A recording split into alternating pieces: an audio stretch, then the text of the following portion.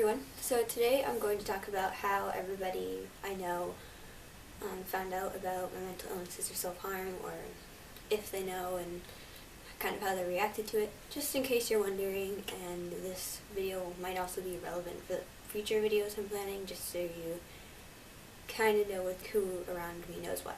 I know I mentioned in my story video that I had some issues with skipping meals and stuff in middle school. I'm going to just skip over that. I got over that, thank God. I pulled myself out of that one. Got over that pretty quickly for the most part. I'll probably make a video on that later on, but I'm just going to ignore that for now. So, it pretty much started with my current boyfriend.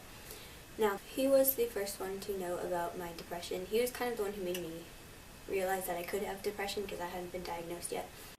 Just from spending time with him and being lab partners with him in our science class, because I was in school at one point, if my sleeve had slipped or something, noticed cuts. He had, I think, brought up the topic a couple times, and I didn't really say anything. And then one time he asked, and honestly, without even thinking, I just ended up telling him. And then I was really mad at myself for doing that, because it wasn't even in person or anything, it was over texting. I mean, he didn't react badly or anything. We had actually dated the first time for a month.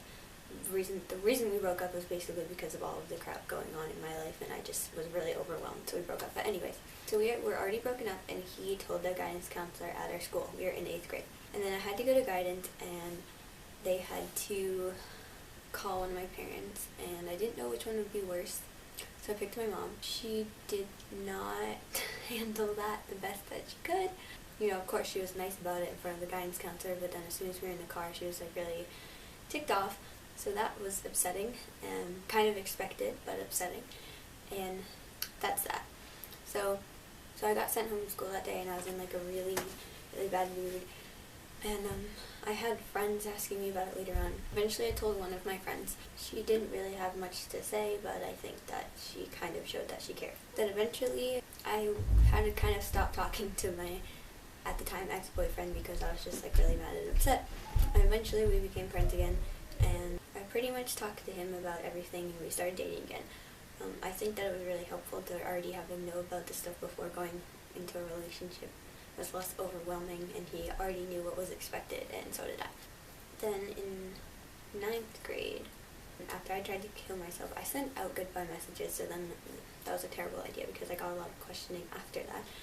And I'd always gotten questions about that, and eventually I told my friend Sean, Ian, and Nolan. Ian and Nolan did not seem to care at all. Sean asked if I was getting help, didn't really talk to me much after that. Sean, I found my video, so if you're still watching, hello Sean.